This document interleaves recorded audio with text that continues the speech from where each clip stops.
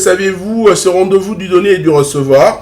Et d'ailleurs, j'ai été hier en train de lire quelque chose d'important sur le rendez-vous du donner et du recevoir. Il faut tout simplement vous rappeler que quiconque arrête d'apprendre à 20 ou 80 ans devient vieux.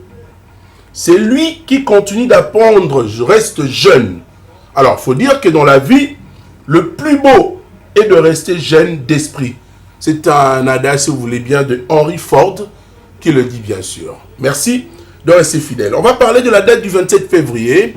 Le 27 février, on n'aura pas de Carrefour, c'est le samedi, mais on vous rappelle quand même certaines notions importantes. Il faut rappeler également que le mois de février, mesdames et messieurs, disparaît déjà très lentement de nos mémoires, mais avant, bien sûr, sa totale disparition qui va intervenir dans quelques jours. Précipitons-nous à vider les grands événements dont il regorge sur le plan historique. Retenez quelque chose, notez.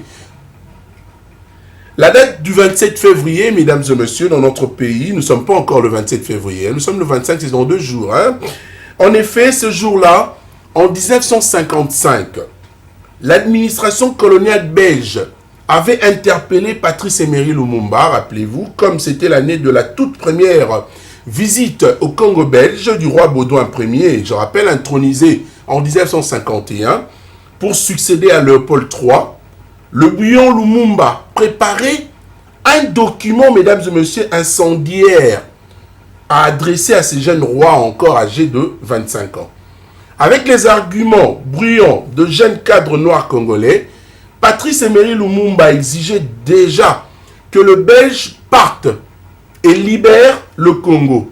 Alors il faut rappeler que cependant les colons, en cette date du 27 février 1955, avaient répondu à Lumumba en ces termes, en flamand, « Etis belangrek te keten » Etis belangrek te kenen, qui veut dire tout simplement, donc, c'est important pour toi de le savoir. As-tu oublié que le professeur Van Bilsen, éminent économiste, vient de publier un très intéressant plan pour l'indépendance du Congo qui doit avoir lieu après 30 ans, donc en 1985.